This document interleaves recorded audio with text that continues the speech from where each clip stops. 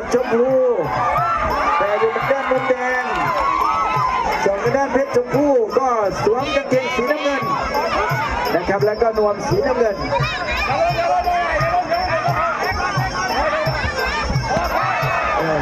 ตอนนี้นี่ไปซ้อมที่กรุงเทพนะครับกับเซียนน้อเพชรเดนิส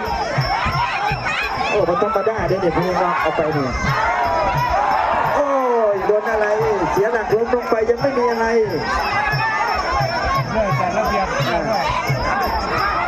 ส่วนหนานี่เจ้าเพชรชมพู่ครับส่วนสูงนี่เพชรออร่า3 ยกนะ3 ยกกัน3 ยกครับ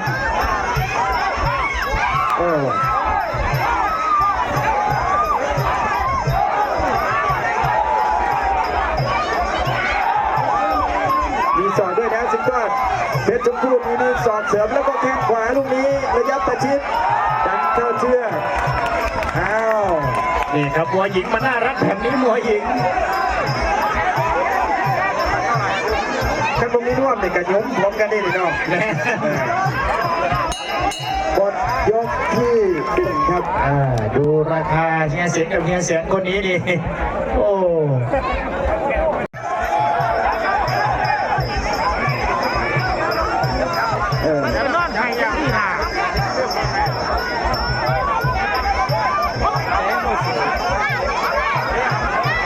ให้ยุกรรมการก็ตรวจมั่งยอดเผยเลยนะโอ้ยมายก2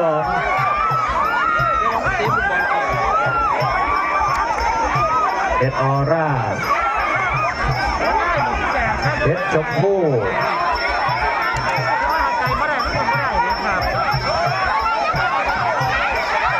บนเวทีนะก็ไม่กลัว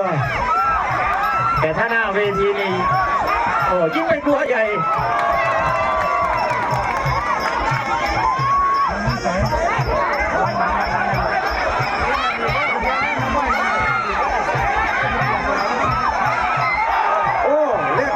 สุดยอด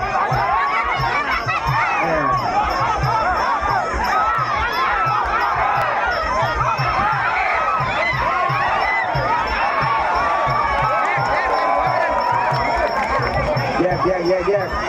เดี๋ยวฟังกรรมการนี่นะแกะออกดูกรรมการด้วยดีวันนี้ยังเป็นยกที่2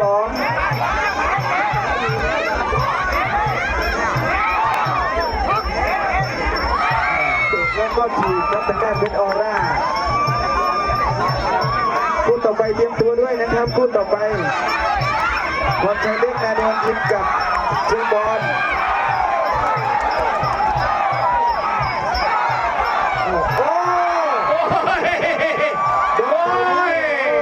คาราบาฮอกเต้เลยเข้ามุมกลางเข้ามุมกลาง